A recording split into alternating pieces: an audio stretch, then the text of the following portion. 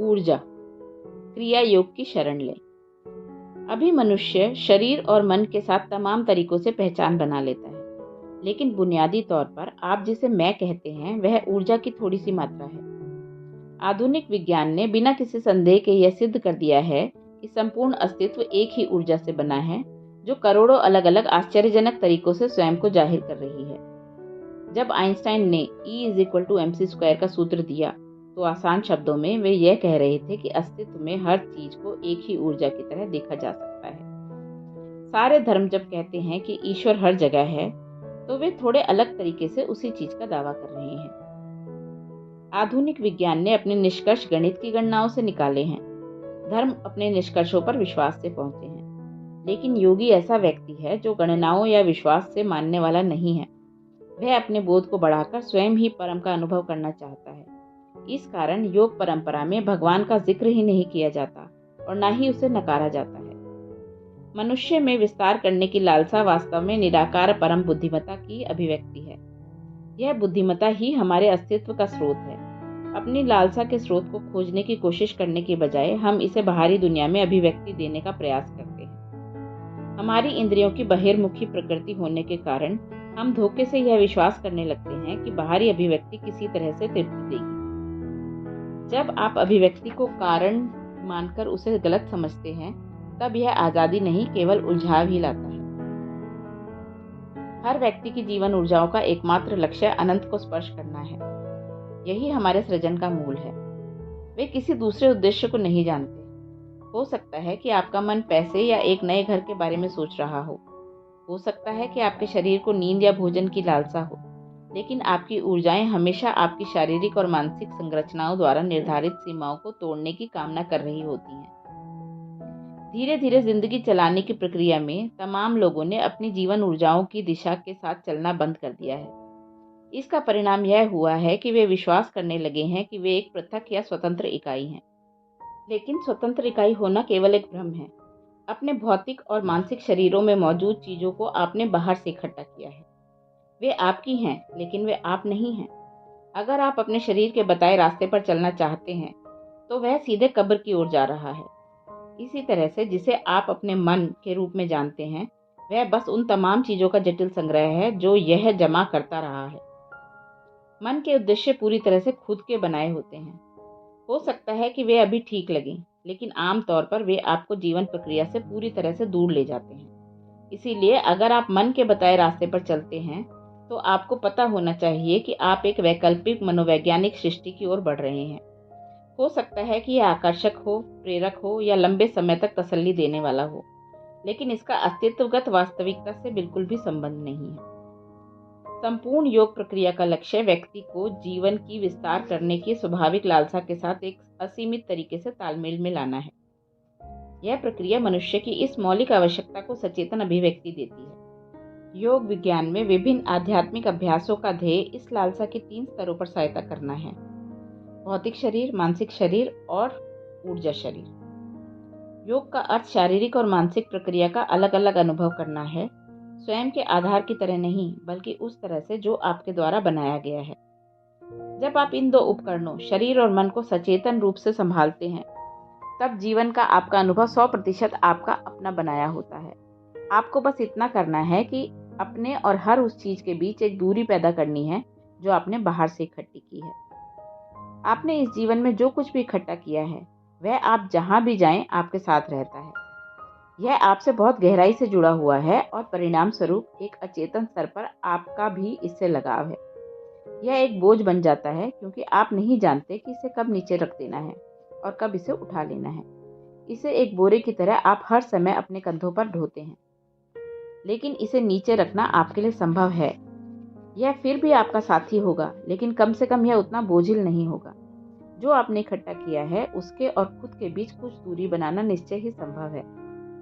आप जब चाहें इसका इस्तेमाल कर सकते हैं, लेकिन आपको इससे अपनी पहचान जोड़ना आवश्यक नहीं है। अगर आप यह दूरी कायम नहीं रख सकते, तो जीवन के बारे में आपकी पूरी समझ अस्पष्ट रहेगी।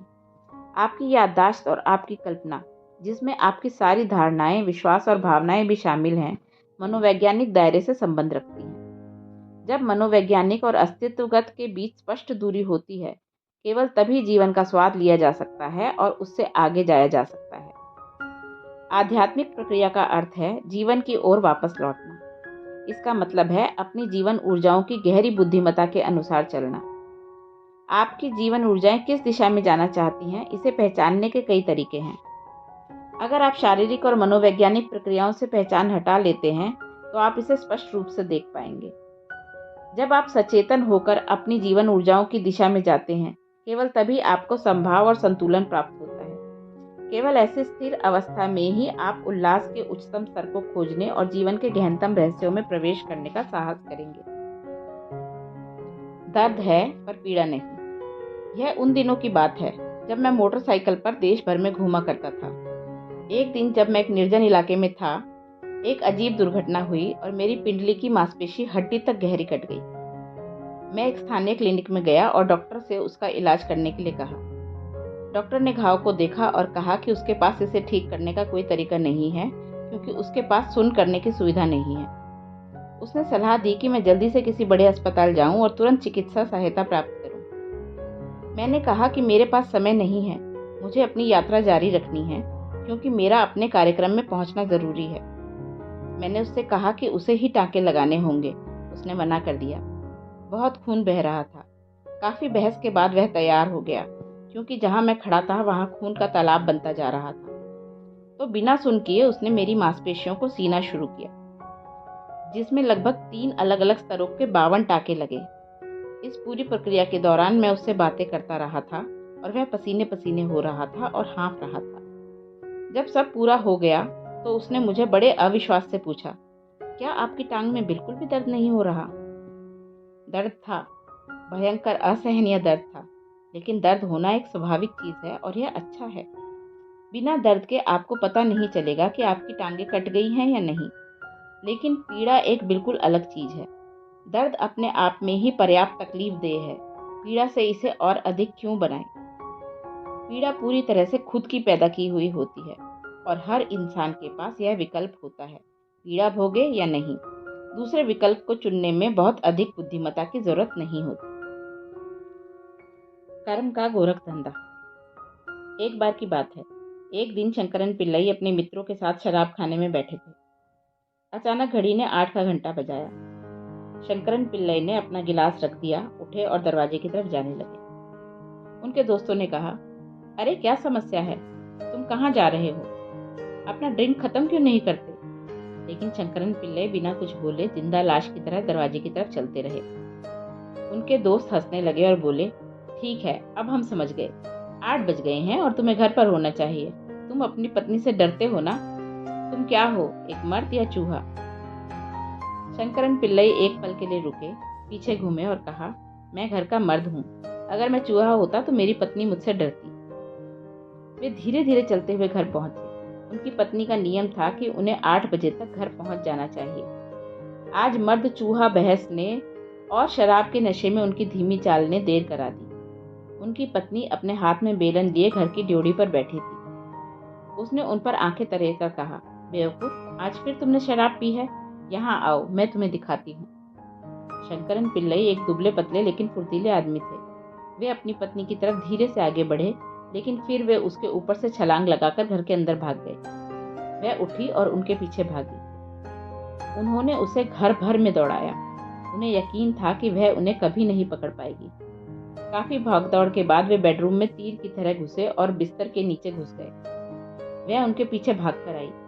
वह एक मोटी औरत थी और बिस्तर के नीचे नहीं घुस सकती थी। वे वहां सुरक्षित लेटे हुए थे।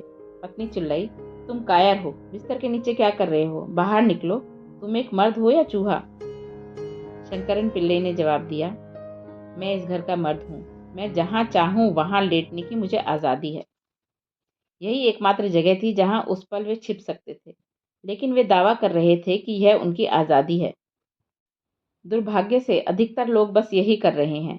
वे अपनी विवशताओं पर, अपनी सीमाओं पर अपने चयन का लेबल लगा रहे हैं।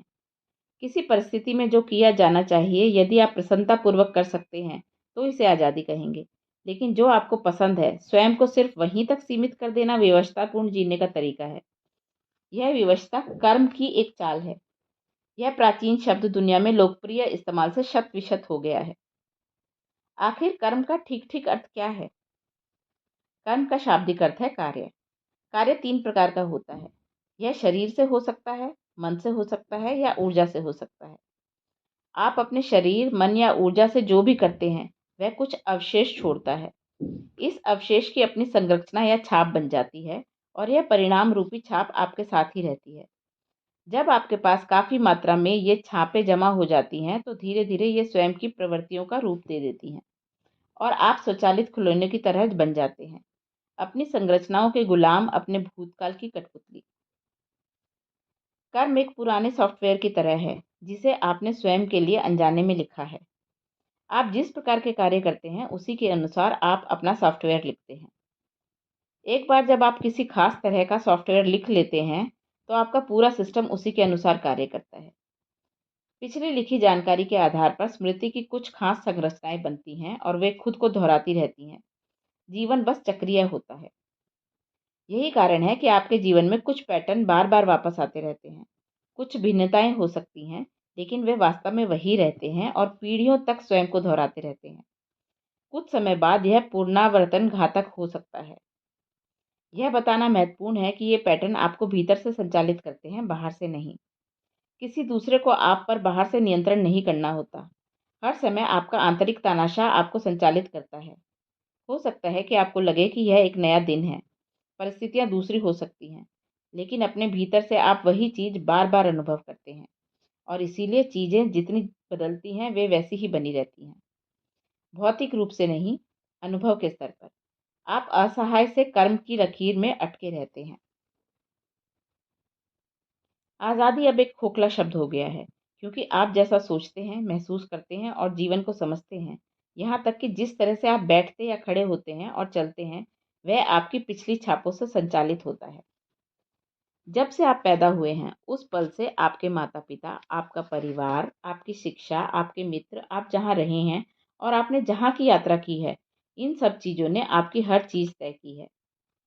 कर्म जीवन के हर पहलू पर गूढ़ रूप से छप गया है। यह आपकी मानसिक स्मृति, आपके शरीर की बुनियाद, आपकी रासायनिक संरचना और आपकी ऊर्जा तक पर छप गया है। सब बैकअप सिस्टम है। अगर आप अपना शरीर या अपना दिमाग खो भी देते हैं, तब भी आप अपने कर्मों को नहीं खोते। बैकअप सिस्टम इतना सक्षम है। जिसे आप अपना व्यक्तित्व मानते हैं, विशिष्टताएं और प्रवृत्तियां जो आप हैं, वह उन जानकारियों के कारण हैं जिन्हें आपने अचेतन रूप से इकट्ठा किया है। इन प्रवृत्तियों को पारंपरिक रूप से वासना कहा गया है। वासना का शाब्दिक अर्थ गंध होता है। आज कूड़ेदान में किस तरह का कूड़ा है, वही तय करता है कि उससे कैसी गंध निकलेगी। आप किस तरह की गंध छोड़ते हैं, यह इससे तय होता है कि आप किस तरह की जीवन परिस्थितियों को अपनी ओर आकर्षित करेंगे। मान लीजिए कि कूड़ेदान में आज एक सड़ी हुई मछली है। हो सकता है कि यह गंध आपको दुर्गंध लगे, लेकिन कई दूसरे कीड़े मकोड़े उसकी तरफ आकर्षित हो रहे होंगे। कल अगर कूड़ेदान में फूल पड़े होंगे तो उसकी गंध अलग होगी और फिर भी अलग तरह के जीव जंतु उसकी तरफ खींचेंगे। लगभग 30 साल पहले जब मैं पहली बार दक्षिण भारत के शहर कोयम्बटूर गया, तो एक स्थानीय डॉक्टर के घर में मेहमान बनकर रुका था। वे एक मिलनसार आदमी थे और उन्होंने मुझे अपने परिवार में हुई एक घटना बताई। वे केरल के रहने वाले थे और उनकी बड़ी बेटी को मछली बहुत पसंद थी। वह देहरादून में पढ़ रही थी, जहाँ उसे मछली खाने को नहीं मिलती थी। इसीलिए जब भी वह छुट्टियों पर घर आती, तो हर दिन मछली खाना चाहती थी। डॉक्टर की पत्नी शाकाहारी थी, लेकिन मछली न खाने के बावजूद वह मछली पका दिया करती थी। अगर आप देश के उस हिस्से से हैं, तो आप सुखाई गई एक खास तरह की छोटी मछली के बारे में जानते होंगे। इसकी गंध बहुत तेज होती है।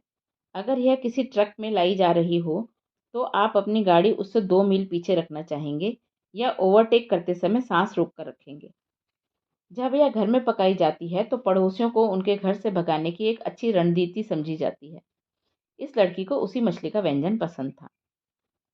तो जब उनके घर में वह सूखी मछली तली जा रही थी, तो ऐसा लग रहा था कि घर से भूतों को भगाया जा रहा है। यहाँ तक कि एक मुर्दा भी उस गंध से उठ खड़ा हो। उसकी माँ रसोई में गई और रसोइयों को बताया कि व्यंजन कैसे बनाना है, लेकिन जैसे ही मछली तलने की गंध आने लगी, वह किचन से निकल भागी, क्योंकि उसे गंध बर्दाश्त नहीं हो रही थी। इस दौरान वह लड़की बेडरूम में थी और जिस पल उसे वह गंध आई, वह भागकर किचन की तरफ गई। माँ और बेटी दोनों आपस में टकरा गई और माँ की नाक टूट गई। मैंने इसका जिक्र किसी इनाम या दंड की मिसाल के तौर पर नहीं, बल्कि तीव्र लगाव और अरुचि के संभावित परिणामों की मिसाल के तौर पर किया है। जब ये आपके जीवन पर हावी रहते हैं, तो किसी किस्म की टूट-फूट का होना लाज़मी है। ये वासनाएँ या प्रवृत्तियाँ आपके द्वारा किए गए शारीरिक, मानसिक और भावनात्मक क्रियाकलापों की वजह से जमा हुई छापों के विशाल भंडार में पैदा होती हैं। आप जिसे अपना व्यक्तित्व कहते हैं, वह बस इन प्रवृत्तियों की अभिव्यक्ति है। आज अगर आप किसी काम को एक खास तरीके से कर रहे हैं और कोई आपसे पूछता है कि आप उसे दूसरी तरह से क्यों नहीं कर सकते, तो आप अक्सर कह देते हैं, "यह मेरा स्वभाव है। क्या मैं अपना मनचाहा नहीं कर सकता?" यह आपका स्वभाव नहीं है। आप वह नहीं कर रहे जो आप चाहते हैं। ये प्रवृत्तियाँ विवशता बन गई हैं। यही आपका बंधन है। एक तरह का सॉफ्टवेयर जो आप खुद के लिए अनजाने में लिखे जा रहे हैं। एक बार जब आपका सॉफ्टवेयर तय हो जाता है, तो ऐसा लगता है कि आप अपने जीवन में केवल एक ही रास्ते पर जा सकते हैं। ऐसा लगता है कि आपकी नियति पूर्व निर्धारित है, जबकि आध्यात्मिक प्रक्रिया का मतलब है कि हमने सचेतन तौर पर अपने सॉफ्टवेयर को फिर से लिखने का मन बना लिया है। भारत में कर्म बहुत आम शब्द है। अगर लोग किसी किस्म का विवशतापूर्ण व्यवहार दिखाते हैं, तो दूसरे तुरंत कह देते हैं, ओह! ये उनके कर्म हैं। इसका अर्थ है कि यह उनका अपना बनाया हुआ है। किसी अनुभव की मधुरता या कड़वाहट उस घटना में नहीं, बल्कि इस बात में है कि आप उसे कैसे लेते हैं और उसके प्रति कैसे प्रतिक्रिया करते हैं। एक व्यक्ति के लिए जो एक बहुत कड़वा अनुभव है, वही किसी दूसरे व्यक्ति के लिए एक वरदान हो सकता है।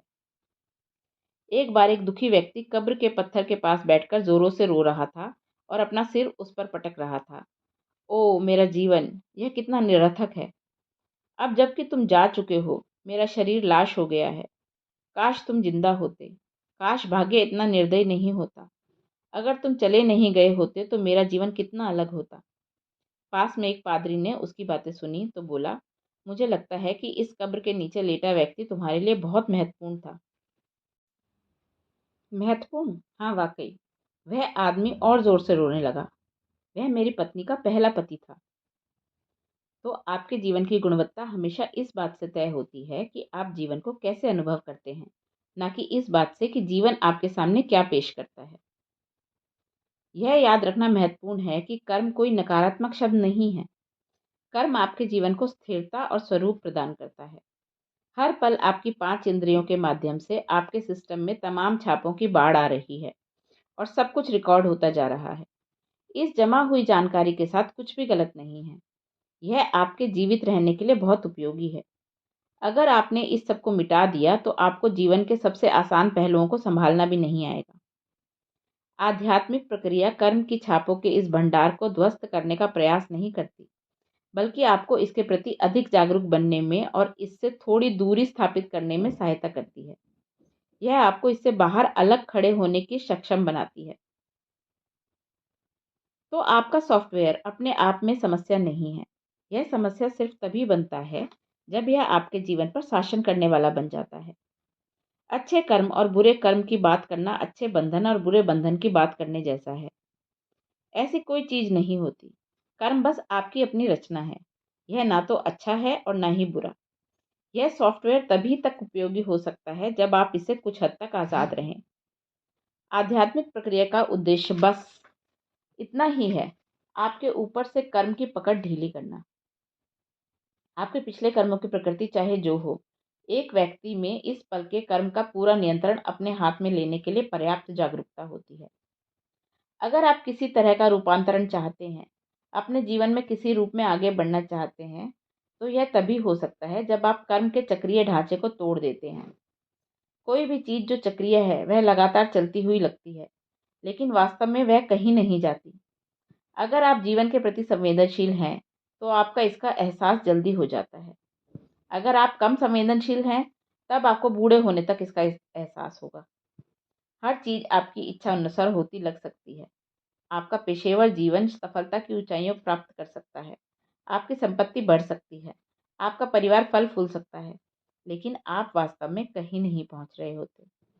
आप जितनी शीघ्रता से सफलता प्राप्त करते हैं, आपको इसका एहसास उतना ही जल्दी होता है। जब आप किसी न किसी तरह की अपूर्णता की एक खास अवस्था में होते हैं, तब आप सोचते हैं कि एक बार जब आपके सपने साकार हो जाएंगे, सब कुछ ठीक हो जाएगा।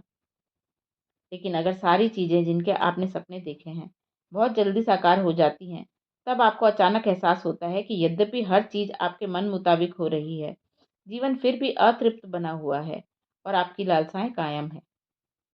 जब तक आप इस चक्र को नहीं तोड़ते, तब तक आपके जीवन में कोई असली विकल्प नहीं होते। कभी-कभी आपको लग सकता है कि आपने कुछ महत्वपूर्ण अनुभव किया है। चीज़ें बदली हुई लग सकती हैं और हर चीज़ अगले 3 दिन तक शानदार लग सकती है। लेकिन चौथे दिन आप वापस उसी ढर्रे में पहुंच जाते हैं। क्या ऐसा आपके साथ कई बार नहीं हुआ? ऐसा इसीलिए है क्योंकि जब तक आप कर्मों की गिरफ्त में हैं, विचारों, भावनाओं, गतिविधियों की कोई आज़ादी नहीं होती और सबसे बढ़कर अनुभव की कोई आज़ादी नहीं होती। साथ ही कर्म से बचना भी कोई समाधान नहीं है। हो सकता है कि बचना आपको रोज़मर्रा के जीवन में कुछ संतुलन और स्थिरता दे, लेकिन धीरे-धीरे यह आपको जीवन और आनंद से वंचित कर देता है। यह स्वयं में बहुत नकारात्मक कर्म है। नकारना, दमन करना या जीवन से बचना आज़ादी के बजाय बंधन अधिक पैदा करता है। मैं कर्म नहीं चाहता, ऐसी इच्छा रखना ही बहुत बड़ा कर्म है। जीवन जीने की प्रक्रिया ही कर्म का विसर्जन है। अगर आप अपने जीवन के हर पल को भरपूर जीते हैं, तब आप बड़ी मात्रा में कर्म को विसर्जित कर देते हैं। आपके जीवन में जो कुछ भी आता है, जब आप उसे पूरी तरह से अनुभव करते हैं, जब आप विचार और भावना द्वारा बिना विचलित हुए और बिना किसी मनोवैज्ञानिक नाटक के जीवन की हर सांस को पूरी तीव्रता से अनुभव करते हैं, तब आप जीवन और मृत्यु की प्रक्रिया से ही मुक्त हो जाते हैं। आप न सिर्फ अधिक जीवंत होते हैं, आप स्वयं जीवन होते हैं। योग आपको न सिर्फ अपने कर्म से, बल्कि कर्म के स्रोत से भी दूरी बनाने का तरीका देता है। भेद करने वाली बुद्धि ही कर्म का स्रोत है।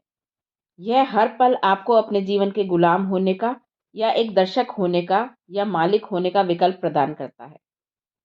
कुछ खास मात्रा में प्रयास और अभ्यास से हम सब अपने लिए आनंद और खुशहाली का सॉफ्टवेयर लिख सकते हैं। साधना। आपकी सारी सांसारिक उपलब्धियां सिर्फ उन लोगों की तुलना में कीमती हैं जिनके पास वे नहीं हैं। जब आपको एहसास होता है कि यह आनंद किसी दूसरे के वंचित होने से पैदा होता है, तो क्या आप इसे वाकई खुशी कह सकते हैं? क्या यह एक तरह की बीमारी नहीं है? यही समय है कि हर कोई इस पर गौर करे। अगर आप इस धरती पर अकेले हों, तो तब आप अपने लिए क्या चाहेंगे? स्वयं से यह प्रश्न कीजिए और देखिए कि वह आपको कहाँ ले जाता है। इसे आजमा कर देखिए। 5 मिनट के लिए अकेले बैठिए और यह देखिए कि आपका जीवन किस तरह का होगा, अगर आप इस दुनिया में पूरी तरह से अकेले हों। अगर आपके पास खुद से तुलना करने के लिए कोई या कुछ भी नहीं है, तो आप सचमुच किसकी लालसा करेंगे? अगर कोई बाहरी सराहना या आलोचना नहीं है, तो आपके लिए वाकई किस चीज़ के मायने होंगे? अगर आप यह हर दिन करते हैं, तो आप उस जमा किए हुए कर्म के झमेले के साथ संगति में होने के बजाय, जो आप मानते हैं कि आप हैं, उस जीवन की लालसा के साथ तालमेल में आ जाएंगे, जो जीवन आप असल में हैं। क्रिया का मार्ग। बुनियादी तौर पर क्रिया का मतलब है आंतरिक कार्य। आंतरिक कार्य उसे कहते हैं जिसमें शरीर या मन या ऊर्जा के भौतिक आयाम शामिल नहीं होते। जैसा कि हमने पहले स्थापित किया है, शरीर और मन आपके हैं, लेकिन फिर भी आपसे बाहर हैं। आपने इन दोनों को बाहर से इकट्ठा किया है। शरीर भोजन का संग्रह है और मन विचारों का संग्रह है।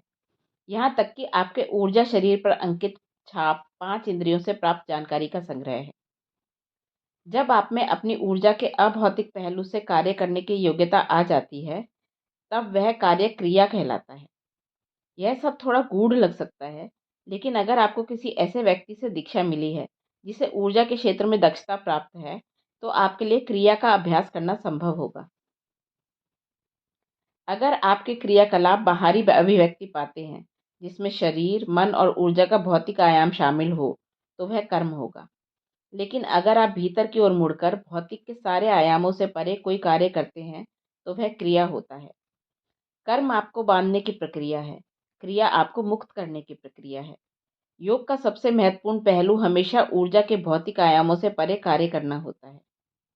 भौतिकता के 4 आयामों में से आप शरीर के क्रियाकलापों के प्रति सबसे अधिक सचेतन हैं, मानसिक क्रियाकलापों के प्रति काफ़ी कम और ऊर्जा के प्रति तो न के बराबर। जिस पल आप अपनी जीवन ऊर्जा के अभौतिक पहलू से कार्य करना सीख लेते हैं, तब आप अचानक अपने भीतर और बाहर आज़ादी के एक नए स्तर पर पहुंच जाते हैं। आप अपनी जीवन ऊर्जा के अभौतिक पहलू तक कैसे पहुंच सकते हैं?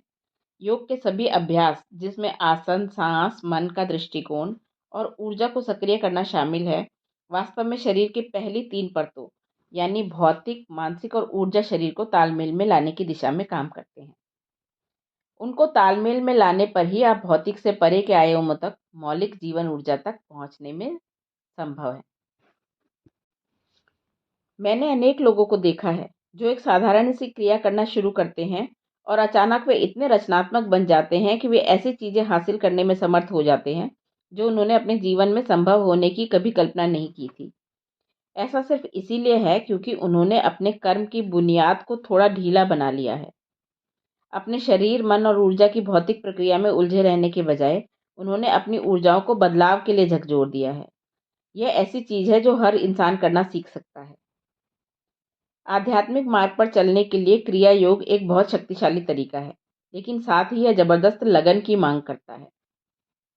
आज के आधुनिक शहरी लोगों के लिए, जो अपने शरीर को पूरी क्षमता से इस्तेमाल करने के आदी नहीं हैं, क्रिया योग दुभर और अमानवीय लग सकता है।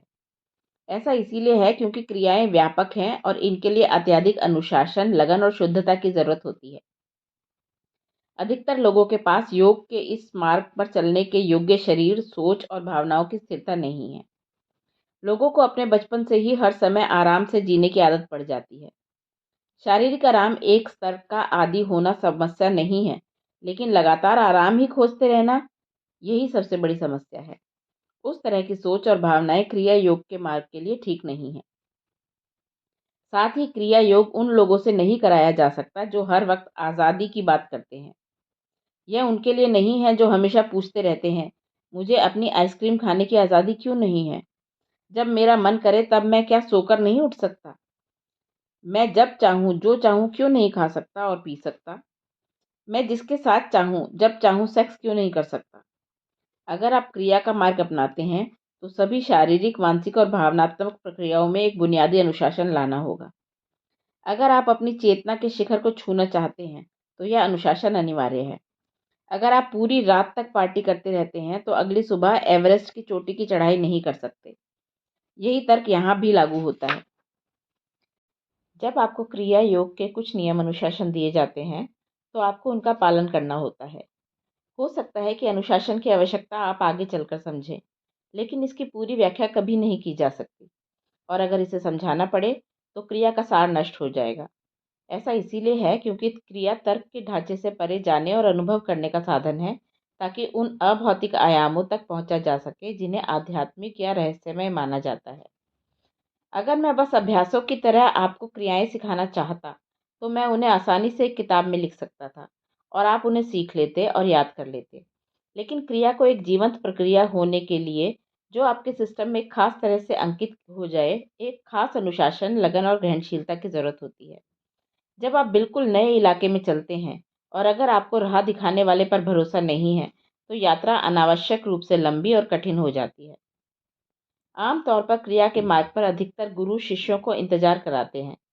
पारंपरिक रूप से जब एक शिष्य किसी गुरु के पास क्रिया योग सीखने जाता था, तो उससे 1 साल तक फर्श बुहारने को कहा जाता था और फिर 1 और साल तक बर्तन धोने को कहा जाता था। इसके बाद भी अगर उसका भरोसा अडिग रहता था, तब गुरु शायद उसे क्रिया की दीक्षा देने की सोचता था। इसके पीछे एक कारण है। एक बार जब आप किसी इंसान को एक खास तरह से सशक्त बना देते हैं कि उसका सिस्टम सामान्य स्तर से ज़्यादा जीवंत हो जाए, और अगर उसकी सोच और भावनाएं वैसी नहीं हैं जैसे कि होनी चाहिए, तो वह खुद को ही भारी नुकसान पहुंचा सकता है। हालांकि आज की दुनिया में लोगों में उस किस्म का भरोसा आने के लिए उनके पास उतने समय का होना और तब इन क्रियाओं को अंकित करना कठिन है। यह असंभव नहीं है, लेकिन इसकी संभावना नहीं के बराबर है। मैंने अपने जीवन के 21 साल एक शक्तिशाली क्रिया शांभवी महामुद्रा को रूपांतरित करने में लगाए हैं, ताकि आज की दुनिया में बड़ी संख्या के लोगों को सिखाया जा सके। कुछ खास पहलुओं को जिससे लोगों को स्वयं या दूसरों को हानि पहुंच सकती है या जिससे उनके आसपास के तत्व प्रभावित हो सकते हैं, उन्हें सुरक्षित तरीके से निकाल दिया है, ताकि उसके शारीरिक, मनोवैज्ञानिक और आध्यात्मिक लाभ ही बाकी रह जाएं। उन 2 दशकों के दौरान मैं जानबूझकर हर तरह की सार्वजनिक पहुंच से दूर रहा क्योंकि मेरा पूरा ध्यान मुख्यतः इस क्रिया के पुनर्गठन पर केंद्रित था, ताकि यह बिना किसी प्रतिकूल प्रभाव के व्यापक रूप से प्रदान की जा सके। एक संपूर्ण मार्ग के रूप में क्रिया योग सिर्फ उन लोगों के लिए महत्वपूर्ण है जो रहस्यमय आयाम में खोज करने में रुचि रखते हैं। अगर आपकी रुचि सिर्फ खुशहाली में है या आप बस आत्मज्ञान चाहते हैं, तो क्रिया को एक छोटे स्तर पर इस्तेमाल किया जा सकता है, लेकिन क्रिया योग का एकमात्र मार्ग की तरह अपनाने की जरूरत नहीं है, क्योंकि इसके लिए बहुत अधिक परिश्रम की आवश्यकता है। अगर आप बिना किसी मार्गदर्शन के क्रिया के मार्ग पर बहुत तीव्रता से चलते हैं, तो भी उसका फल मिलने में कई जीवन काल लग सकते हैं। अगर आपके लिए कोई सक्रिय रूप से इसकी प्रक्रिया का मार्गदर्शन करने वाला मौजूद है, तो आंतरिक प्रकृति और रहस्यमय आयाम की खोज के लिए क्रिया सबसे शक्तिशाली और शानदार पद्धति हो सकती है। वरना क्रिया एक तरह से घुमावदार रास्ता है। इस मार्ग पर आप बस खुशहाली, आनंद या आत्मबोध ही प्राप्त नहीं करना चाहते, बल्कि जीवन बनाने की प्रक्रिया को भी जानना चाहते हैं। आप जीवन की यांत्रिकी समझना चाहते हैं। इसी कारण से यह काफ़ी लंबी प्रक्रिया है। क्रिया के मार्ग पर चलने वाले लोगों की मौजूदगी बिल्कुल अलग तरह की होती है, क्योंकि अपनी ऊर्जा पर उनकी दक्षता होती है। वे जीवन को छिन्न-भिन्न कर सकते हैं और फिर से इकट्ठा करके जोड़ सकते हैं। अगर आप दूसरे मार्ग पर चल रहे हैं, जैसे ज्ञान मार्ग, तो आपकी बुद्धि की धार बहुत पैनी हो सकती है, लेकिन अपनी ऊर्जाओं के साथ आप कुछ खास नहीं कर सकते। इसी तरह से अगर आप भक्ति या समर्पण के मार्ग पर हैं, तो भी आप अपनी ऊर्जाओं के साथ कुछ खास नहीं कर सकते, और आप इसकी परवाह भी नहीं करते, क्योंकि तब आपकी भावनाओं की तीव्र मधुरता ही मायने रखती है। आप बस उसमें विसर्जित हो जाना चाहते हैं, जिसके प्रति आपकी भक्ति है। अगर आप कर्म के मार्ग पर हैं, तो आप इस दुनिया में तमाम चीज़ें कर सकते हैं, लेकिन स्वयं के साथ आप कुछ भी नहीं कर सकते। इसके विपरीत क्रिया योगी अपनी आंतरिक दुनिया के साथ जो चाहे कर सकते हैं, और वे बाहरी दुनिया के साथ भी कुछ कर सकते हैं। साधना। असल में हर व्यक्ति में कर्मों की संरचना एक सक्रिय तरीके से काम करती है। अगर आप बारीकी से गौर करें, तो पाएंगे कि दिन भर में वही चक्र बार बार हो रहे हैं। अगर आप बहुत ध्यान देने वाले व्यक्ति हैं, तो आप देखेंगे कि हर 40 मिनट में आप एक शारीरिक चक्र से गुजरते हैं। एक बार जब आपको इसका एहसास हो जाता है, तब जरूरी एकाग्रता और जागरूकता के साथ आप उस चक्र पर सवार हो सकते हैं और उन चक्रों द्वारा निर्धारित सीमाओं से परे जाने की तरफ बढ़ सकते हैं। इसीलिए हर 40 मिनट पर जीवन आपको एक अवसर प्रदान करता है, जागरूक बनने का अवसर। हर 40 से 38 मिनट पर दाहिने और बाएं नथुनों से आने जाने वाली सांस की प्रबलता में भी बदलाव आता है। आपकी सांस कुछ देर तक दाहिने नथुने में प्रबल रहती है और फिर बाएं नथुने में। आप इस बारे में जागरूक हो जाइए, ताकि आप यह जान जाएं कि आपके भीतर कम से कम कोई चीज़ लगातार बदल रही है। इस जागरूकता को और अधिक बढ़ाया जा सकता है, और आप अपने शरीर पर सूर्य और चंद्रमा के प्रभाव के प्रति भी जागरूक हो सकते हैं। अगर आप चंद्र और सौर चक्रों के साथ अपने शरीर को संतुलन में ले आते हैं, तो आपका शारीरिक और मनोवैज्ञानिक स्वास्थ्य सुनिश्चित है। ऊर्जा का भंवरजाल। योग पद्धति हमें मनुष्य के ऊर्जा शरीर की संरचना का एक व्यापक और विस्तृत दृष्टिकोण प्रदान करती है। ऊर्जा सिस्टम में 72,000 नाड़ियां या चैनल होते हैं। ऊर्जा या प्राण इन्हीं नाड़ियों से होकर प्रवाहित होता है। ये 72,000 नाड़ियां 3 बुनियादी नाड़ियों से निकलती हैं। दाहिनी नाड़ी को पिंगला कहते हैं, बाईं नाड़ी को ईड़ा और बीच की नाड़ी को सुषुम्ना नाड़ी। ये 3 नाड़ियां ऊर्जा प्रणाली का आधार होती हैं। पिंगला पुरुष प्रकृति का प्रतीक है और ईड़ा नारी प्रकृति का। यहाँ पर पुरुष प्रकृति और नारी प्रकृति का अर्थ लिंग भेद के संदर्भ में नहीं है, बल्कि यह स्वभाव के कुछ खास गुणों से जुड़ा है। इन गुणों के प्रतीक ये 2 चैनल हैं। अगर किसी व्यक्ति की पिंगला बहुत प्रबल है, तो उसमें बहिर्मुखी और खोजी प्रवृत्ति के गुण प्रमुख होंगे। अगर ईड़ा अधिक प्रबल है, तो ग्रहणशीलता और विचारशीलता के गुण मुख्य होंगे। कोई व्यक्ति पुरुष है या स्त्री, उसका इन गुणों से कोई लेना देना नहीं है। आप एक पुरुष हो सकते हैं, फिर भी आप में ईड़ा ज़्यादा प्रबल हो सकती है। आप एक स्त्री हो सकती हैं, फिर भी पिंगला प्रबल हो सकती है। पिंगला और ईड़ा को सूर्य और चंद्रमा की तरह भी दर्शाया जाता है। सूर्य पुरुष प्रधान गुणों का और चंद्रमा नारी सुलभ गुणों का प्रतीक है। सूर्य प्रचंड है और अपनी किरणों चारों ओर बिखेरता है। चंद्र किरणों को ग्रहण करता है और परावर्तित करता है। चंद्रमा के बढ़ने घटने के चक्र से औरतों के शरीर का चक्र जुड़ा हुआ है। आपके दिमाग के स्तर पर पिंगला तार्किक आयाम का प्रतीक है, जबकि ईड़ा सहज ज्ञान आयाम का। यह द्वैत मनुष्य जीवन के भौतिक दायरे का आधार है। व्यक्ति तभी पूर्ण होता है जब पुरुष प्रधान पक्ष और नारी सुलभ पक्ष दोनों पूरी क्षमता से काम करते हैं और उचित संतुलन में होते हैं। सुषुम्ना, जो केंद्रीय नाड़ी है, आपके शरीर विज्ञान का सबसे महत्वपूर्ण पहलू है, जिससे अधिकतर लोग आमतौर पर अनजान होते हैं। यद्यपि सुषुम्ना का 72,000 नाड़ियों से कोई लेना देना नहीं है, लेकिन फिर भी यह पूरे सिस्टम की धुरी का काम करती है। एक बार जब ऊर्जाएं आपकी सुषुम्ना में प्रवेश कर जाती हैं, तब आप में एक तरह का संतुलन बना रहता है, चाहे आपके आसपास कुछ भी क्यों ना हो रहा हो। अभी हो सकता है आप काफ़ी संतुलित हों, लेकिन अगर बाहरी परिस्थिति चुनौतीपूर्ण है, तो आप भी परेशान हो जाएंगे। ऊर्जाओं के सुषुम्ना में प्रवेश कर जाने पर आप अपने भीतर कैसे हैं, यह बाहरी परिस्थितियों पर निर्भर नहीं करता, क्योंकि सुषुम्ना 72,000 नाड़ियों से जुड़ी नहीं है। आजकल चक्रों की बहुत बातें हो रही हैं। चक्र का अर्थ है पहिया, और योग पद्धति में इसका बहुत महत्व और खास मायने हैं। आजकल व्हील अलाइनमेंट सेंटर होते हैं जो आपके चक्रों को संतुलित करने, आपके अवरोधों को दूर करने और आपकी बीमारियों, भूतकाल, वर्तमान और भविष्य का उपचार करने का दावा करते हैं। इन दिनों तमाम लोग चक्रों पर काम कर रहे हैं। यह एक बड़ी सनक बन गई है, लेकिन यह खतरनाक हो सकती है। इस सूक्ष्म और गूढ़ विषय को सावधानी और सतर्कता से संभालने का यही समय है। नाड़ियों का कोई प्रकट रूप नहीं होता, वे दिखाई नहीं देती। अगर आप शरीर को काटकर उसके अंदर खोजें, तो आपको कुछ भी नहीं मिलेगा। लेकिन आप जैसे जैसे ज़्यादा जागरूक होते जाते हैं, आप देखेंगे कि ऊर्जा यूं ही यहाँ वहाँ नहीं जाती, बल्कि उसके रास्ते तय होते हैं। शरीर तंत्र में चक्र वह शक्तिशाली केंद्र है जहाँ नाड़ियाँ खास तरीके से मिलकर ऊर्जा का भंवर बनाती हैं। नाड़ियों की तरह चक्रों की प्रकृति भी सूक्ष्म होती है और उनका भी भौतिक अस्तित्व नहीं होता। वे अक्सर एक त्रिकोण बनाते हुए मिलते हैं। हर मशीन में सभी घूमने वाले पुर्जे हमेशा गोल होते हैं, क्योंकि एक गोलाकार चीज ही कम से कम घर्षण के साथ घूम सकती है। इन ऊर्जा केंद्रों का ऐसा नाम इसीलिए रखा गया क्योंकि चक्र या पहिया गतिशीलता का एहसास कराता है। शरीर में कुल 114 चक्र हैं। 2 शरीर के बाहर हैं और 112 शरीर के अंदर। इन 112 चक्रों में से 7 मुख्य चक्र हैं। अधिकतर लोगों के लिए इनमें से केवल 3 सक्रिय रहते हैं, बाकी या तो मंद या तो कम सक्रिय रहते हैं। आपको अपना सांसारिक जीवन जीने के लिए सभी 114 चक्रों को सक्रिय नहीं करना होता। बस कुछ ही चक्रों की सहायता से आप एक काफ़ी संपूर्ण जीवन जी सकते हैं। अगर आपको पूरे 114 चक्र सक्रिय करने हों, तो आपको शरीर का बिल्कुल आभास नहीं रहेगा। योग का उद्देश्य आपके ऊर्जा सिस्टम को इस तरह से सक्रिय करना है कि आपकी शारीरिक चेतना लगातार नीची होती रहे, ताकि आप यहाँ बैठकर शरीर में रहें, लेकिन खुद शरीर ना रहें। दक्षिण भारत में सदाशिव बहोंद्र नाम के एक प्रसिद्ध योगी थे। वे निर्काया थे, जिसका शाब्दिक अर्थ है शरीर विहीन योगी होता है। उनको अपने शरीर के होने का कोई आभास नहीं रह गया था।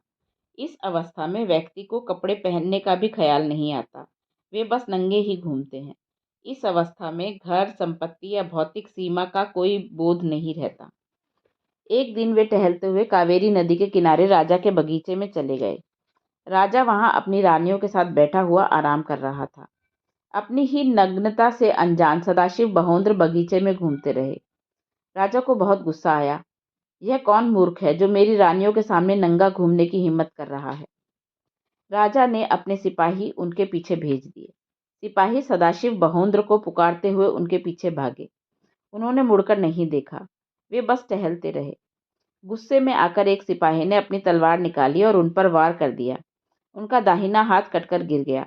सदाशिव बहोंद्र ने अपनी चाल तक धीमी नहीं की, वे चलते रहे।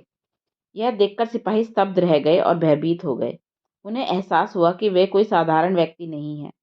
राजा और उसके सिपाही उनके पीछे भागे, उनके पैरों में गिरकर उनसे क्षमा मांगी और उन्हें बगीचे में वापस ले आए। वे उस बगीचे में जीवन भर रहे और अंत में अपना शरीर वहीं पर त्याग दिया। योग परंपरा में इस तरह के अनगिनत उदाहरण हैं। जब आपकी ऊर्जाएं एक उच्च अवस्था में होती हैं, तो भौतिक अस्तित्व का बोध इतना कम हो जाता है कि व्यक्ति के लिए कई दिनों तक बिना किसी बाहरी पोषण के गुजार लेना भी संभव होता है। मानव शरीर तंत्र में चक्रों की क्या भूमिका है? 7 मौलिक चक्र हैं: मूलाधार, जो गूदा और जननांग के बीच स्थित होता है। स्वाधिष्ठान जो जननांग से ठीक ऊपर होता है। मणिपूरक जो नाभि से 3/4 इंच नीचे होता है। अनाहत जो पसलियों के मिलने की जगह पर नीचे गड्ढे में होता है। विशुद्धि जो कंठ के गड्ढे में होता है। आज्ञा चक्र जो दोनों बाहों के बीच होता है। और सहस्रार चक्र, जिसे ब्रह्मारंध भी कहते हैं, सिर की सबसे ऊपरी जगह पर होता है। यह नवजात बच्चे के सिर में ऊपर सबसे कोमल जगह होती है। ये चक्र 7 विभिन्न आयाम हैं, जिनके माध्यम से आपकी ऊर्जा को अभिव्यक्ति मिलती है। आपके भीतर होने वाले अनुभव, क्रोध, पीड़ा, शांति, खुशी और परमानंद आपकी जीवन ऊर्जा की अभिव्यक्ति के अलग अलग स्तर हैं। अगर आपकी ऊर्जा मूलाधार में प्रबल है, तो आपके जीवन में भोजन और नींद का सबसे प्रमुख स्थान होगा। अगर आपकी ऊर्जा स्वाधिष्ठान में सक्रिय है, तो आपके जीवन में सुख प्राप्त करना सबसे महत्वपूर्ण होगा। आप भौतिक सुखों का भरपूर मजा लेने का प्रयास करेंगे। अगर आपकी ऊर्जा मणिपूरक में प्रबल है, तो आप एक कर्मशील व्यक्ति होंगे। आप दुनिया में बहुत से काम कर सकते हैं। अगर आपकी ऊर्जा अनाहत में सक्रिय है, तो आप एक सृजनशील व्यक्ति होंगे। इसी तरह से आपकी ऊर्जा अगर विशुद्धि में सक्रिय है, तो आपकी मौजूदगी बहुत शक्तिशाली होगी। अगर आपकी ऊर्जा आज्ञा में सक्रिय है या आप आज्ञा तक पहुंच गए हैं, तो इसका मतलब है कि बौद्धिक स्तर पर आपने सिद्धि पा ली है। यह बौद्धिक सिद्धि आपके अंदर स्थिरता और शांति की अवस्था ला सकती है। आपके आसपास चाहे कुछ भी हो रहा हो या कैसे भी हालात हो, आपको कोई फर्क नहीं पड़ेगा। ये बस तीव्रता के अलग अलग स्तर हैं।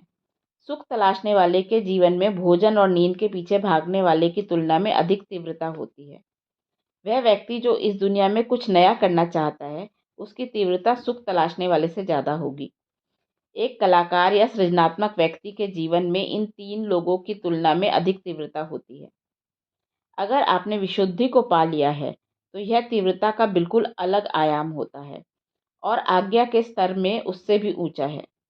एक बार जब इंसान की ऊर्जा सहस्रार तक पहुंच जाती है, तो वह पागलों की तरह परमानंद में झूमता है। आप बिना किसी बाहरी उकसावे के ही आनंद में झूमते हैं, क्योंकि आपकी ऊर्जाओं ने उस चरम शिखर को छू लिया है। निचले और ऊपरी चक्रों की बात करना भ्रामक हो सकता है। यह कुछ कुछ एक बिल्डिंग की नींव और छत की तुलना करने जैसा है। छत बेहतर नहीं होती, नींव कमतर नहीं होती। किसी बिल्डिंग की क्वालिटी, जीवन काल, स्थिरता और सुरक्षा काफ़ी हद तक उसकी छत की तुलना में उसकी नींव पर अधिक निर्भर करती है। उदाहरण के लिए, भौतिक शरीर में आपकी ऊर्जाओं को कुछ हद तक मूलाधार में होने की आवश्यकता है। मूल का अर्थ है जड़ या स्रोत और आधार का अर्थ है नींव। शरीर की बनावट में यह आधार है। अगर आपको विकास करना है, तो आपको इसे उन्नत बनाना होगा। साथ ही चक्रों का न केवल भौतिक आयाम होता है, बल्कि आध्यात्मिक आयाम भी होता है। अगर आप इसमें सही किस्म की जागरूकता ले आते हैं, तो उसी मूलाधार को इस सीमा तक रूपांतरित किया जा सकता है, जहां आप भोजन और नींद की व्यवस्थापूर्ण आवश्यकता से पूरी तरह मुक्त हो जाते हैं। चक्र 2 आयामों में से किसी एक आयाम में आते हैं। मूलाधार, स्वाधिष्ठान, मणिपूरक और संबंधित चक्र शरीर को स्थिर और आधार से जुड़ा रखने में अधिक संबंध रखते हैं। ये गुण धरती और आत्म सुरक्षा से जुड़े हैं। जब आपकी ऊर्जा इन चक्रों में प्रबल होती है, तब आपके गुण सांसारिक होते हैं और आप प्रकृति की पकड़ में अधिक होते हैं। साधना।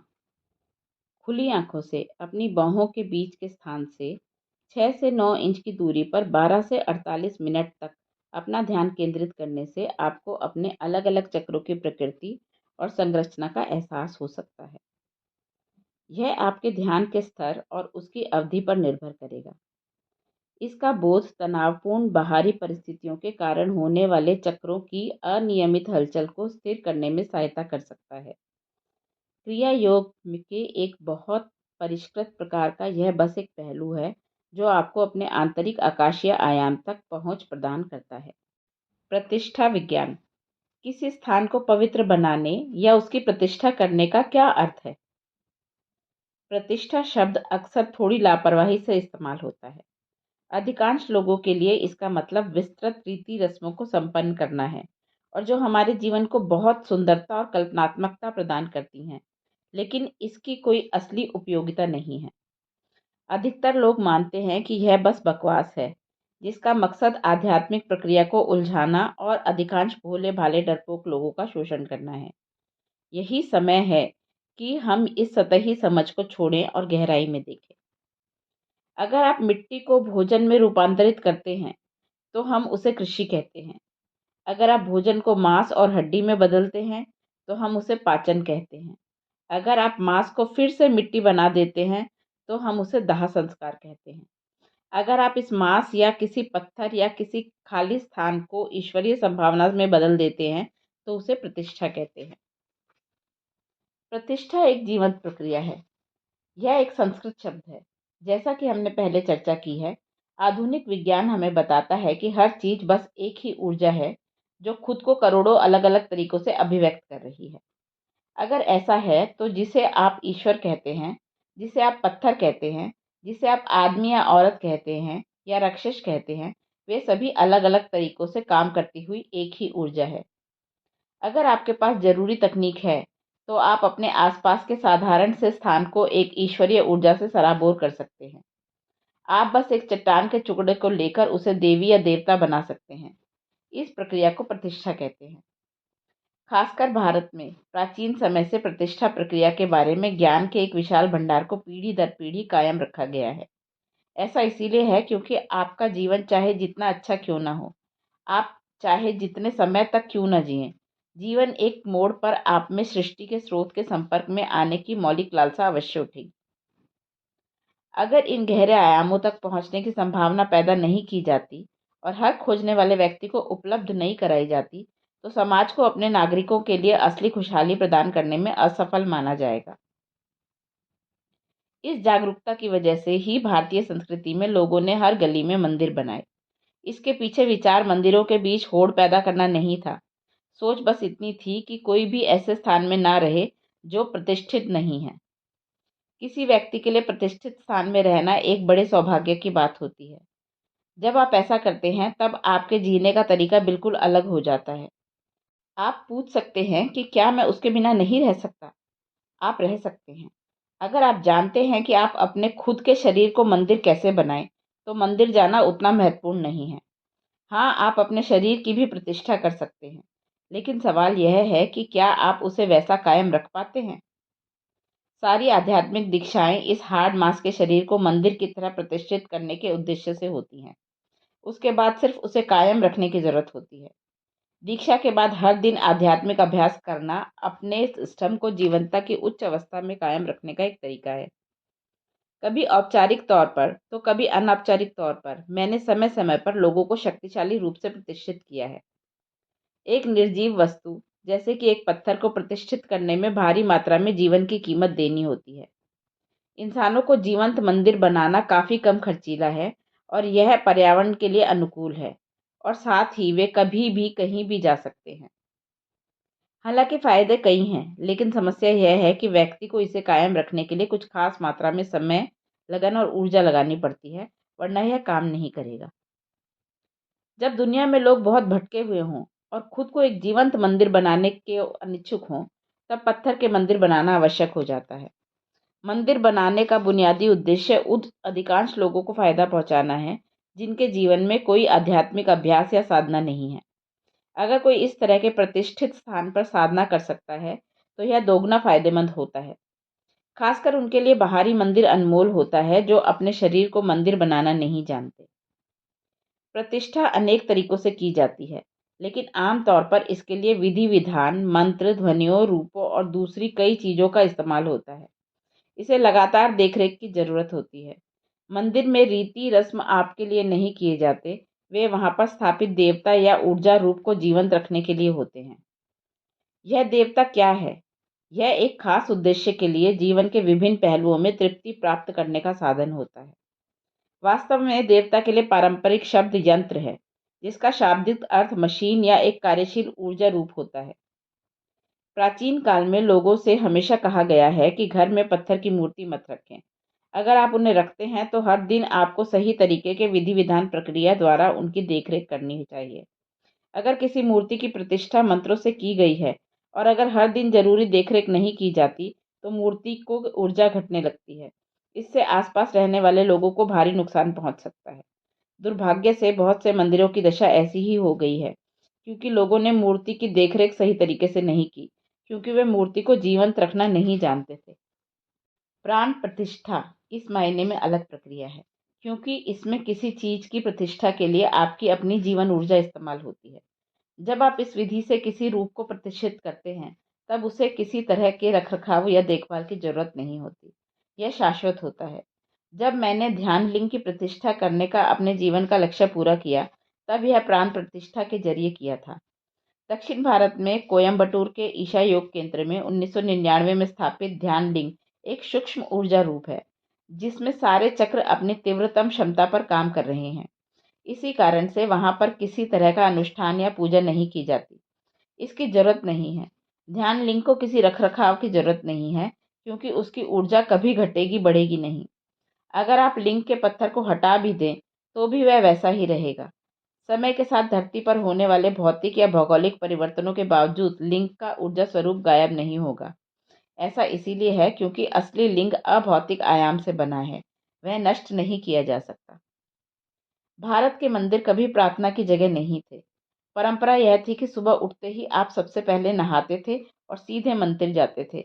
वहां कुछ देर बैठते थे और उसके बाद ही अपना दिन शुरू करते थे। मंदिर बैटरी चार्ज करने के सार्वजनिक स्थल जैसा होता था। आजकल अधिकतर लोग यह भूल चुके हैं। वे बस मंदिर जाते हैं, कुछ मांगते हैं, फर्श पर 1 सेकंड को बैठते हैं और बाहर आ जाते हैं। इसका कोई तुक नहीं है। वहां जाने का मतलब है वहां की ऊर्जा को अपने अंदर आत्मसात करना। कोयम्बटूर के ध्यानलिंग मंदिर में इसका लाभ उठाने के लिए आपको किसी चीज में विश्वास करने की जरूरत नहीं है। वहां कोई प्रार्थना करने, कुछ चढ़ावा चढ़ाने या रस्म निभाने की आवश्यकता नहीं है। आपको बस अपनी आंखें बंद करके कुछ देर के लिए बैठने के लिए कहा जाता है। अगर आप स्वयं आजमाते हैं तो आप पाएंगे कि यह एक जबरदस्त अनुभव होता है। ध्यान लिंग तीव्रता का वह उच्चतम स्तर है जिसे कोई रूप या आकृति प्राप्त कर सकती है। यहाँ तक कि अगर कोई व्यक्ति जिसे ध्यान करने के बारे में कुछ भी मालूम नहीं, वहां आकर बैठता है तो वह अपने आप ध्यान की अवस्था में चला जाएगा। यह इस तरह का अद्भुत साधन है। अगर मुझे आवश्यक समर्थन और मौका मिले, तो मैं पूरी धरती को ही प्रतिष्ठित करना चाहूंगा। मैं इसी चीज में निपुण हूँ, तरल हवा को एक बहुत शक्तिशाली जीवन स्थान में बदलने में, धातु या पत्थर के टुकड़े को ईश्वरीय स्पंदन में बदलने में। मेरा स्वप्न है कि एक दिन पूरी मानवता को प्रतिष्ठित वातावरण में रहना चाहिए। आपके घर को प्रतिष्ठित होना चाहिए, आपकी सड़क को प्रतिष्ठित होना चाहिए, आपके ऑफिस को प्रतिष्ठित होना चाहिए। वे सारे स्थान प्रतिष्ठित होने चाहिए जहां आप अपना समय बिताते हैं। जब आप ऐसे स्थान में रहते हैं, तब आपके विकास को डार्विन जैसे किसी पैमाने के अनुसार होने की जरूरत नहीं है। आप सीधे ही परम खुशहाली और आज़ादी की अवस्था की ओर लंबी छलांग लगा सकते हैं। भारत में अधिकतर प्राचीन मंदिर शिव के लिए बनाए गए थे। शिव यानी वह जो नहीं है। देश में हजारों शिव मंदिर हैं और उनमें से अधिकतर में कोई मूर्ति नहीं है। उनमें प्रतीक के तौर पर एक लिंग मौजूद है। लिंग शब्द का मतलब है आकार या रूप। जब सृष्टि की शुरुआत हुई या जब निराकार ने आकार लेना शुरू किया, तब इसका सबसे पहला आकार एक दीर्घवृत्ताभ यानी 3 आयामी दीर्घवृत्त का था, जिसे हम लिंग कहते हैं। यह दीर्घवृत्ताभ के रूप में शुरू हुआ और फिर इसने कई दूसरे आकार और रूप ले लिए। अगर आप गहन ध्यान की अवस्था में चले जाते हैं, तो आप पाएंगे कि पूर्ण विसर्जन से ठीक पहले ऊर्जा एक बार फिर लिंग का रूप ले लेती है। आधुनिक ब्रह्मांड विज्ञानियों ने यह पता लगाया है कि हर आकाशगंगा का केंद्र हमेशा एक दीर्घवृत्ताभ होता है। तो आमतौर पर योग में लिंग को एक परिपूर्ण रूप यानी अस्तित्व का बुनियादी रूप माना जाता है। पहला और आखिरी रूप लिंग ही होता है। इन दोनों के बीच में सृष्टि बनती है। उससे परे जो है, वह जो नहीं है, वही शिव है। तो लिंग का रूप सृष्टि की संरचना में एक छेद या द्वार है। भौतिक सृष्टि के लिए पीछे का द्वार लिंग होता है और सामने का द्वार भी लिंग होता है। यही चीज मंदिर को भौतिक की संरचना का द्वार बना देती है। आप इसमें विसर्जित हो सकते हैं और पार जा सकते हैं। यही बात इसे इतनी जबरदस्त संभावना बनाती है। एक रोचक बात यह है कि लिंग दुनिया में बहुत जगहों पर मिलते हैं। अफ्रीका में मिट्टी के लिंग हैं, जो अधिकतर गुहा विद्या के लिए इस्तेमाल होते हैं। डेल्फी में जमीन के नीचे एक लिंग है जिसे धरती की नाभि कहते हैं। यह विशुद्ध रूप से मणिपूरक लिंग है, समृद्धि और भौतिक खुशहाली के लिए। जब किसी ने मुझे इसकी तस्वीर दिखाई तो मैं तुरंत जान गया कि किस तरह के लोगों ने इसे प्रतिष्ठित किया होगा। यह अवश्य ही भारतीय योगियों द्वारा हजारों साल पहले किया गया था, इसमें कोई संदेह नहीं है। जब मैंने टेनेसी में 2015 में योग के प्रवर्तक आदि योगी को प्रतिष्ठित किया था, तो उसे पश्चिमी दुनिया में पारंपरिक योग के लिए ऐतिहासिक घटना और आध्यात्मिक दृष्टि से महत्वपूर्ण माना गया। दिलचस्पी के तमाम प्राचीन स्थानों को देखने के बाद मुझे पक्का यकीन है कि ऊर्जा की दृष्टि से महत्वपूर्ण इस किस्म की कोई घटना उत्तरी अमेरिका या वास्तव में पश्चिमी गोलार्ध में पिछले 3000 सालों में नहीं हुई। प्राण प्रतिष्ठा प्रक्रिया के जरिए प्रतिष्ठा यह स्थान सबसे पहले योगी आदि योगी के लिए श्रद्धांजलि है। पूरी तरह से योग साधना और अभ्यास के लिए समर्पित यह स्थान उच्चतम स्तर के ऊर्जावान कंपन और प्रचुरता का जीवंत भंडार है। यह पश्चिम के साधकों के लिए अनोखी आध्यात्मिक संभावना प्रस्तुत करता है। अभी भारत में अधिकतर लिंगों में एक या ज़्यादा से ज़्यादा 2 चक्र सक्रिय होते हैं। वे हमेशा भौतिक खुशहाली के लिए प्रतिष्ठित किए गए थे। शांति और आनंद बढ़ाने के लिए कुछ अनाहत लिंग भी हैं। ध्यान लिंग इस मायने में अनोखा है और इसमें सभी 7 चक्र ऊर्जा के अपने चरम स्तर पर हैं। 7 चक्रों के लिए 7 अलग अलग लिंग बनाना काफ़ी आसान होता, लेकिन उनका असर इतना नहीं होता। तो ध्यान लिंग सर्वोच्च विकसित प्राणी के ऊर्जा शरीर की तरह है, पारंपरिक तौर पर जिन्हें शिव कहते हैं, जो अनंत काल तक सभी के लिए उपलब्ध रहेगा। यह सर्वोच्च अभिव्यक्ति है जो संभव हो सकती है। अगर आप ऊर्जा को तीव्रता के सर्वोच्च स्तर तक ले जाते हैं, तो वह एक खास सीमा तक ही रूप बनाए रह सकती है। इसके बाद वह निराकार हो जाती है और अधिकतर लोग उसे अनुभव करने में असमर्थ होते हैं। ध्यान लिंग की प्रतिष्ठा इस तरह से की गई है कि उसमें ऊर्जा का उस सर्वोच्च शिखर तक घनीभूत किया गया है जिसके बाद कोई आकार नहीं बचेगा। इसका निर्माण इसलिए किया गया था ताकि हर उस साधक को एक जीवंत गुरु के सानिध्य में बैठने का मौका उपलब्ध हो जिसमें इसकी लालसा है। सबसे बढ़कर जो बात ध्यान लिंग को एक अभूतपूर्व आध्यात्मिक संभावना बनाती है, वह यह है कि यह जीवन को उसकी पूरी गहनता और पूर्णता में अनुभव करने का अवसर देता है। जो व्यक्ति इसके आभा मंडल में आता है, वह आकाशीय शरीर या विज्ञानमय कोश के स्तर पर प्रभावित होता है। अगर आप भौतिक, मानसिक या ऊर्जा शरीर के माध्यम से कुछ रूपांतरण लाते हैं, तो वह जीवन के दौर में खत्म हो सकता है। लेकिन एक बार जब आपको आकाशीय शरीर के स्तर पर छुआ जाता है, तो यह हमेशा के लिए होता है। अगर आप कई जीवन कालों से होकर भी गुजरते हैं, फिर भी मुक्ति का यह बीज अंकुरित होने और खिलने के लिए सही अवसर की प्रतीक्षा करेगा। 3.5 साल की बहुत गहन प्रतिष्ठा प्रक्रिया के बाद मैंने ध्यान लिंग को पूरा किया। कई योगियों और सिद्ध पुरुषों ने इस तरह के लिंग का सृजन करने की कोशिश की थी, लेकिन विभिन्न कारणों से सारे जरूरी तत्व एक साथ नहीं जुटाए जा सके। यह मेरी इच्छा नहीं थी, यह मेरे गुरु की इच्छा थी। हालांकि मेरे गुरु के साथ मेरा संपर्क क्षण भर को ही था, फिर भी यह हर रूप में प्रभावशाली था।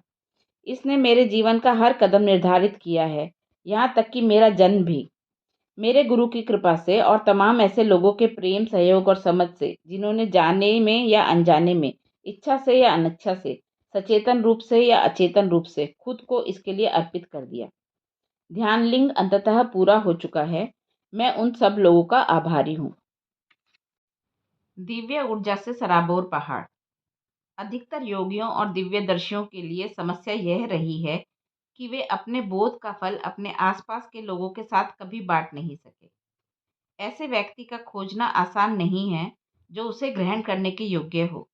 जो चीज़ आप जानते हैं, अगर आपको एक भी व्यक्ति मिल जाता है तो आप भाग्यशाली हैं। तो अधिकतर आध्यात्मिक गुरुओं ने अपने ज्ञान को कुछ खास जगहों पर ही जमा किया है। ये निर्जन स्थान थे, लेकिन पूरी तरह से दुर्गम नहीं थे। उन्होंने अक्सर पहाड़ की चोटियां चुनी, क्योंकि ऐसी जगहों पर लोगों का आना जाना और व्यवधान कम होता है। भारत में इस तरह के कई शानदार स्थान हैं। कैलाश पर्वत, पश्चिमी तिब्बत में एक पर्वत की चोटी जिसे अतः शक्तिशाली और प्राचीनतम पवित्र स्थान माना जाता है। एक ऐसा स्थान है जहां बहुत लंबे समय से ज्ञान का सर्वाधिक भंडार ऊर्जा के रूप में संचित है। कैलाश इस धरती पर रहस्यमय ज्ञान का महानतम पुस्तकालय है। पूर्व के लगभग सभी धर्म उसे बहुत पवित्र मानते हैं। हिंदुओं में पारंपरिक तौर पर माना जाता है कि यह परमेश्वर शिव और उनकी पत्नी पार्वती का निवास है। बौद्ध धर्म के लोग उसे इसलिए पवित्र मानते हैं क्योंकि माना जाता है कि उनके महान बुद्ध वहाँ रहते हैं। जैनियों का मानना है कि उनके पहले गुरु या तीर्थंकर ने वहीं पर मुक्ति प्राप्त की थी। तिब्बत का मूल धर्म बौन भी उसे बहुत पवित्र स्थान मानता है। पिछले 11 सालों में मैं तीर्थ यात्रियों को अपने साथ लेकर कैलाश जाता रहा हूँ। जब मैं 2007 में वहाँ गया था, तब मेरा स्वास्थ्य खास तौर पर खराब था। मैं कई हफ्तों से बिना रुके यात्रा कर रहा था, जिसके दौरान दुनिया के अलग-अलग हिस्सों में चकराए हुए डॉक्टरों ने मुझे कई तरह की बीमारियों से ग्रस्त बताया, जिसमें मलेरिया, डेंगू, टाइफाइड और कैंसर तक शामिल था। हैरान डॉक्टरों ने मेरे खून की रिपोर्ट को रहस्यमय करार दे दिया था। अंत में मैंने अपने अंदर झाँकने और खुद के ऊपर काम करने का निश्चय किया। कुछ दिनों बाद मैं कैलाश गया। इस वक़्त तक मैं थोड़ा ठीक हो गया था, लेकिन फिर भी बहुत कमज़ोर था। जब मैंने कैलाश पर्वत को देखा तो पाया कि वहाँ बहुत अधिक दिव्य और रहस्यमय ज्ञान पाए जाने की प्रतीक्षा कर रहा है। तो मैंने कैलाश से ऊर्जा की एक लड़ी ली और उसे अपने ऊर्जा तंत्र से एक खास तरह से जोड़ दिया। जैसे ही मैंने वह किया, मेरे अंदर जीवंतता का अचानक उफान आ गया और मेरा जर्जर ऊर्जा शरीर, जो 8 हफ्तों के बुखार से लगभग नष्ट हो गया था, पुनः सामान्य हो गया। मैं जवान दिखने लगा, जवान महसूस करने लगा, यहाँ तक कि मेरी आवाज़ भी बदल गई, वह भी बस लगभग 1 ही घंटे में। बदलाव साफ दिख रहे थे। वहाँ आसपास लगभग 200 लोग मौजूद थे जिन्होंने यह होते हुए देखा। जबरदस्त ऊर्जा स्पंदनों वाली ऐसी दूसरी जगहें भी हैं, जहाँ दिव्यदर्शियों ने अपनी आध्यात्मिक साधना का फल स्थापित किया है।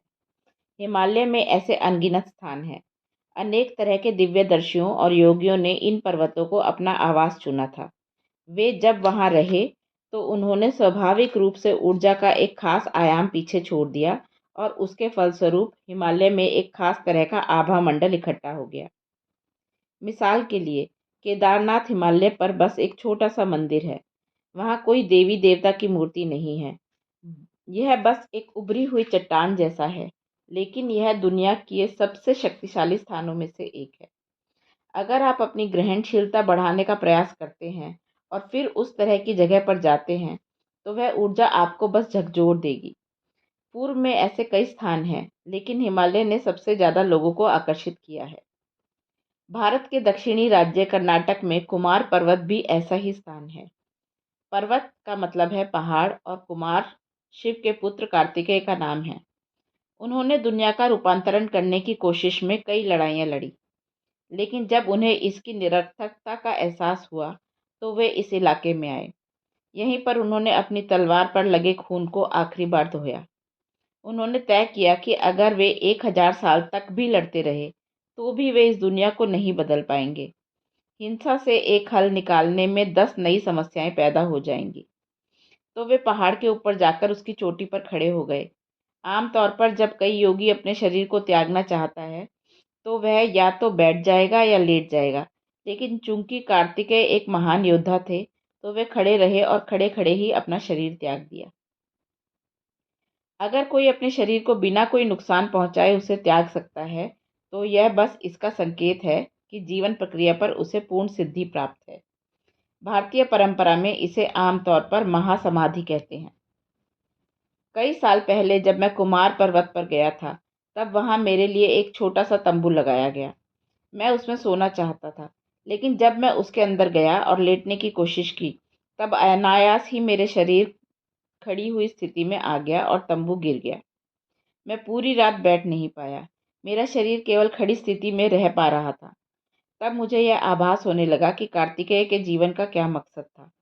हालांकि वे हजारों साल पहले इस धरती पर रहे थे, लेकिन उन्होंने जो कुछ पीछे छोड़ा उसका स्पंदन अब भी उतना ही जीवंत है। इस तरह के कार्य को कभी मिटाया नहीं जा सकता। जहाँ पर भी कोई व्यक्ति अपने जीवन ऊर्जाओं से कुछ करता है, तो वह एक खास संभावना पैदा करता है, जिसे किसी घटना द्वारा नहीं मिटाया जा सकता। जिस व्यक्ति ने अपने आंतरिक आयाम से थोड़े बहुत भी प्रयोग किए हैं, उसके काम और मौजूदगी को कभी नष्ट नहीं किया जा सकता। उदाहरण के लिए, माना जाता है कि गौतम बुद्ध 2500 साल पहले हुए थे और ईसा मसीह 2000 साल पहले हुए थे। लेकिन जहाँ तक मेरा सवाल है, मेरे लिए वे अभी भी जीवंत वास्तविकता हैं। एक बार जब आप अपनी जीवन ऊर्जा के साथ एक खास मात्रा में कार्य कर लेते हैं, तो सभी व्यवहारिक उद्देश्यों के लिए वह कार्य स्थायी होता है और समय भी उसे नष्ट नहीं कर सकता। अगर आप अपने हार्ड मांस के शरीर से काम करते हैं, तो उसका जीवन काल सीमित होता है। अगर आप अपने दिमाग का इस्तेमाल करते हैं, दुनिया में कुछ करते हैं, तो उसका जीवन काल काफ़ी लंबा होता है। लेकिन अगर आप अपनी मौलिक जीवन ऊर्जा से कार्य करते हैं, तो वह शाश्वत होता है। समाधि और आत्मज्ञान। कुछ लोगों में रहस्यमय अनुभवों को लेकर बहुत जिज्ञासा होती है। कई लोग असामान्य अनुभव प्राप्त होने का दावा करते हैं, जिसे वे आध्यात्मिक विकास के प्रमाण के रूप में बताते हैं। इन दिनों लोगों के आध्यात्मिक शब्दकोश में समाधि एक आम शब्द है, जिसे रहस्यमय उपलब्धि के प्रमाण पत्र की तरह देखा जाता है। यह समाधि वास्तव में क्या है? समाधि संभाव की एक खास अवस्था है जिसमें बुद्धि अंतर के अपने सामान्य तरीके से परे चली जाती है। इसके फलस्वरूप समाधि भौतिक शरीर पर किसी इंसान की पकड़ को इस तरह ढीली करती है कि आपके और आपके शरीर के बीच एक दूरी बन जाती है। समाधियाँ कई तरह की होती हैं। समझने के लिए इन्हें 8 किस्मों में बांटा गया है। ये 8 प्रकार वास्तव में 2 मोटे वर्गों में आते हैं। सविकल्प समाधि, ऐसी समाधियाँ जो बहुत सुखद, आनंदमय और परमानंद जैसे लक्षण या गुण वाली होती हैं, और निर्विकल्प समाधि, ऐसी समाधियाँ जो सुखद और दुखद से परे किसी लक्षण या गुण से रहित हों। निर्विकल्प समाधि में शरीर से सिर्फ एक बिंदु पर संपर्क रहता है। बाकी की ऊर्जा ढीली और भौतिक शरीर के साथ शामिल नहीं रहती। ऐसी अवस्थाओं को कुछ समय के लिए बनाकर रखा जाता है, जिससे आपके और आपके शरीर के बीच अंतर स्थापित होने में सहायता मिले। किसी के भी आध्यात्मिक विकास के मार्ग पर समाधि एक महत्वपूर्ण कदम है, लेकिन फिर भी यह अंतिम लक्ष्य नहीं होती। किसी खास तरह की समाधि का अनुभव कर लेने का मतलब यह नहीं है कि आप अस्तित्व के चक्र से मुक्त हो गए। यह बस अनुभव का एक नया स्तर होता है। यह कुछ ऐसा है कि जब आप बच्चे थे, तब आपने जीवन को एक खास तरह से अनुभव किया था। जब आप व्यस्त हो जाते हैं, तो आपके अनुभव का स्तर अलग हो जाता है। आप अपने जीवन में अलग-अलग मुकाम पर उन्हीं चीज़ों को बिल्कुल अलग तरीके से अनुभव करते हैं। समाधियाँ बस उसी तरह की होती हैं। कुछ लोग समाधि के किसी खास स्तर में जा सकते हैं और कई सालों तक उसी अवस्था में बने रह सकते हैं, क्योंकि यह सुखद होती है। इस अवस्था में ना तो कोई स्थान और ना कोई समय रह जाता है, और ना ही कोई शारीरिक समस्या, क्योंकि कुछ हद तक शारीरिक और मनोवैज्ञानिक बाधाएं टूट जाती हैं। लेकिन यह सिर्फ अस्थायी होता है। जैसे कि इस अवस्था से बाहर आते हैं, सारी शारीरिक आवश्यकताएं और मानसिक आदतें फिर से लौट आती हैं। आमतौर पर पूरे होशो हवास वाले की तुलना में हल्का नशा किए इंसान के उल्लास और अनुभव का स्तर अलग होता है, लेकिन उसे किसी न किसी वक्त नीचे उतरना होता है। सारी समाधियां बिना किसी बाहरी रसायन के नशे की अवस्था में जाने का तरीका है। अगर आप इन अवस्थाओं में जाते हैं, तो आपके लिए एक नया आयाम खुल जाता है। लेकिन महत्वपूर्ण बात यह है कि यह आपको स्थायी रूप से रूपांतरित नहीं करता। आप किसी दूसरी वास्तविकता में नहीं पहुंचे हैं। आपके अनुभव का स्तर और गहरा हो गया है, लेकिन सही अर्थ में आप मुक्त नहीं हुए हैं। ज़्यादातर आत्मज्ञानी लोग कभी समाधि की अवस्था में नहीं बने रहे। गौतम बुद्ध ने अपने आत्मज्ञान के बाद सालों तक कभी बैठकर ध्यान नहीं किया। उनके कई शिष्य बरसों तक लंबे ध्यान में रहे, लेकिन गौतम ने खुद को कभी ऐसा नहीं किया, क्योंकि उन्हें यह एहसास हो गया होगा कि यह उनके लिए जरूरी नहीं है। आत्मज्ञान प्राप्त करने से पहले उन्होंने सभी 8 तरह की समाधियों का अभ्यास और अनुभव किया था, और फिर उन्होंने उन्हें छोड़ दिया। उन्होंने कहा, यह वह नहीं है जो मैं चाहता हूँ। वे जानते थे कि इनसे उन्हें आत्मज्ञान नहीं मिलेगा। समाधि अनुभव का सिर्फ एक उच्च स्तर है, एक तरह के आंतरिक LSD, बिना किसी बाहरी पदार्थ के। इससे बोध का स्तर बदल जाता है। इसमें खतरा यह है कि आप इसी में अटक सकते हैं, क्योंकि यह मौजूदा सच्चाई से कहीं ज़्यादा सुंदर होती है। लेकिन जैसा कि हम जानते हैं, सबसे सुंदर अनुभव भी समय के साथ उबाऊ बन सकता है। अगर आपने अपने जीवन में आत्मज्ञान को सर्वोच्च प्राथमिकता बना लिया है, तो वह हर चीज़ बेकार है जो आपको एक और कदम अपनी चरम आज़ादी के पास नहीं ले जाती। मान लीजिए आप एवरेस्ट की चोटी पर चढ़ाई कर रहे हैं, तो आप एक भी कदम इधर-उधर नहीं ले पाएंगे, क्योंकि चोटी तक पहुंचने के लिए ऊर्जा की हर बूंद की ज़रूरत है। अब अगर आपको अपनी चेतना के शिखर पर पहुंचना है, तो आपको ऊर्जा के हर कतरे की जरूरत पड़ेगी जो आप जुटा सकते हैं। फिर भी वह काफ़ी नहीं है। अब आप ऐसा कोई काम नहीं करना चाहेंगे जो आपको मुख्य लक्ष्य से भटका दे। आप पूछ सकते हैं कि यह आत्मज्ञान क्या है? आखिरकार ज़्यादातर लोग जो चाह रहे हैं वो बस अच्छी सेहत, खुशहाली, पैसा, प्रेम और सफलता है। क्या आपको वाकई आत्मज्ञान की ज़रूरत है? आइए इस पर सबसे आसान तरीके से गौर करते हैं। क्या यह सच नहीं है कि आप अपने कंप्यूटर के बारे में जितना ज़्यादा जानते हैं, आप उसे उतनी अच्छी तरह से इस्तेमाल कर सकते हैं? क्या यह सच नहीं है कि आपके द्वारा इस्तेमाल की जाने वाली हर चीज़ या यंत्र को आपकी पूरी क्षमता से इस्तेमाल कर पाना उसके बारे में आपकी जानकारी पर निर्भर करता है? क्या यह सच नहीं है कि उस स्तर की बुद्धिमत्ता और निपुणता वाला व्यक्ति एक साधारण से यंत्र का भी जादुई तरीके से इस्तेमाल कर सकता है? क्या आपने कुछ लोगों को एक प्लास्टिक के टुकड़े पर सवार होकर, जिसे सिर्फ बोर्ड कहते हैं, आश्चर्यजनक चीज़ें करते देखा है? वह बस एक प्लास्टिक का टुकड़ा है और वे उससे कैसे-कैसे फुर्तीले और सुंदर करतब कर लेते हैं। इसी तरह से मनुष्य के शरीर तंत्र के कार्य करने के तरीके को आप जितनी गहराई से समझेंगे, आपका जीवन उतना ही जादुई होगा। हर संस्कृति में कुछ लोग ऐसे हुए हैं जिन्होंने कुछ ऐसे कार्य किए जिसकी वजह से दूसरे लोग चमत्कार में विश्वास करने लगे। ये सारे कार्य जिन्हें चमत्कार माना जाता है, बस उन लोगों के जीवन तक अधिक गहरी पहुंच होने का नतीजा है। जैसा कि मैंने बार-बार कहा है, वह पहुंच हर किसी को उपलब्ध है, जो गहराई में देखने और खोज करने को तैयार है। एक शुरुआत। अधिकतर लोगों के जीवन में आनंद कभी-कभार आने वाले मेहमानों की तरह होता है। इस किताब का मकसद जीवन भर के लिए उसे आपका साथी बना देना है। आनंद कोई ऐसा आध्यात्मिक लक्ष्य नहीं है जो पहुंच से बाहर हो। आपके जीवन का कोई भी पहलू जादुई व शानदार तरीके से अभिव्यक्त हो, इसके लिए आनंद का वातावरण होना जरूरी है। अगर आनंद आपके जीवन में नहीं है, तो जीवन की सबसे सुखदायी गतिविधियां भी बोझिल बन जाती हैं। आप अपने इर्द-गिर्द जीवन की समस्याओं को अपनी काबिलियत से संभाल सकते हैं, लेकिन एक बार जब आनंद आपका स्थायी साथी बन जाता है, तो आप खुद अपने जीवन में एक समस्या नहीं रह जाते। इसके बाद जीवन लगातार जाहिर होते जश्न और खोज की एक यात्रा बन जाता है। मानवता के इतिहास में पहली बार हमारे पास इस धरती की हर समस्या, जैसे पोषण, स्वास्थ्य, शिक्षा और ऐसी ही दूसरी समस्याओं को संभालने के लिए जरूरी साधन, काबिलियत और तकनीकें हैं। हमारे पास विज्ञान और तकनीक के जबरदस्त साधन मौजूद हैं, जो इतने शक्तिशाली हैं कि हम दुनिया को कई बार बना या मिटा सकते हैं।